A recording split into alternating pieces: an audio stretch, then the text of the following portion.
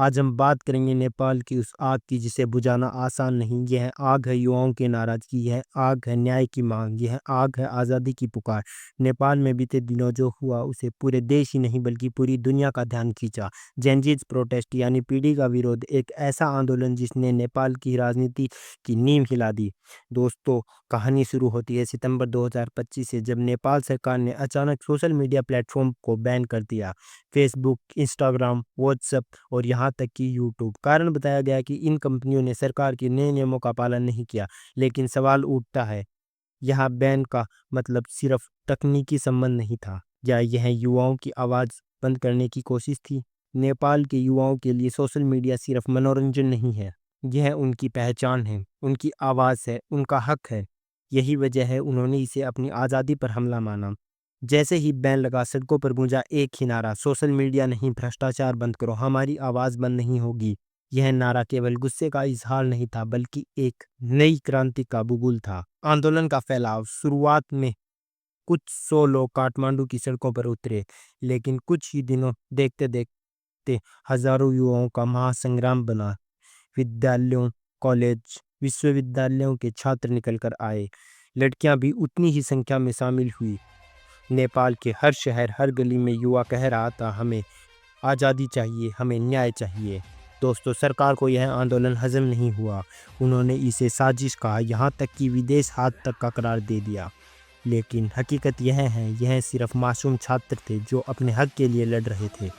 सरकार ने किया क्या? पुलिस को भेजा, आंसू गैस थोपी, पानी की बौछारें चलाई, लाठियां चलाई, और जब इन सब से काम नहीं चला तो गोलियां चला दी। बलिदान और मौत, यहाँ से आंदोलन ने सबसे दर्दनाक मोड़ लिया। कम से कम 19 लोग मारे गए, सैकड़ों लोग घायल हुए। सोचिए दोस्तों, वो लड़का जो कल तक क्लासरूम में था आज शहीद हो गया। वो लड़की जो कल तक लाइब्रेरी में थी आज अस्पताल में बेड पर पड़ी है। उनकी माँओं की चीख, उनके दोस्तों के आंसू, ये सब मिलकर एक ही सवाल पूछ रहे थे, क्या लोकतंत्र में अपनी आवाज़ उठाना गुनाह है? आंदोलन का असर, इतनी कुर्बानियों के बाद सरकार आखिरकार झुकी। सोशल मीडिया पर लगा बैन हटाना पड़ा, गृह मंत्री को इस्तीफा दिया। लेकिन दोस्तों, यह तो सिर्फ ऊपरी जीत थी, क्योंकि असली लड़ाई अभी बाकी है। युवाओं की असली मांगे। इन युवाओं की असली मांगे सिर्फ इंटरनेट से जुड़ी नहीं थी। वह चाहते थे भ्रष्टाचार बंद हो, वह चाहते थे भाई भतीजा बंद हो, वह चाहते थे समान अवसर और रोजगार, वह चाहते थे कि सरकार जनता के लिए, जनता द्वारा चले। यानी यह आंदोलन सिर्फ सोशल मीडिया तक का नहीं था, बल्कि पूरे सिस्टम के बदलाव का आंदोलन है।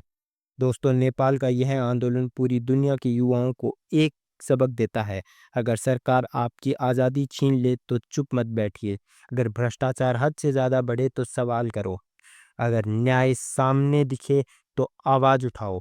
नेपाल के युवाओं ने दिखा दिया, नौजवान सिर्फ भविष्य नहीं होते, वो वर्तमान को बदलने की ताकत रखते हैं।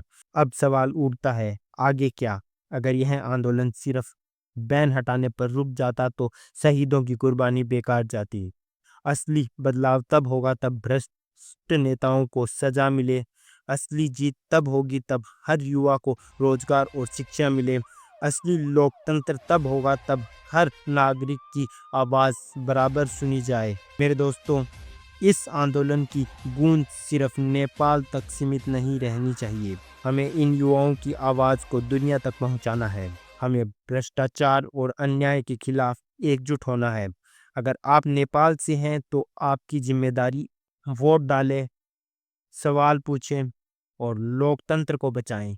आखिर में याद रखें, लोकतंत्र की ताकत गोलियों से नहीं बल्कि जनता की आवाज़ से मापी जाती है। नेपाल के ये युवा शहीद हमें याद दिलाते हैं कि डर के आगे क्रांति है और खामोशी के आगे अन्याय।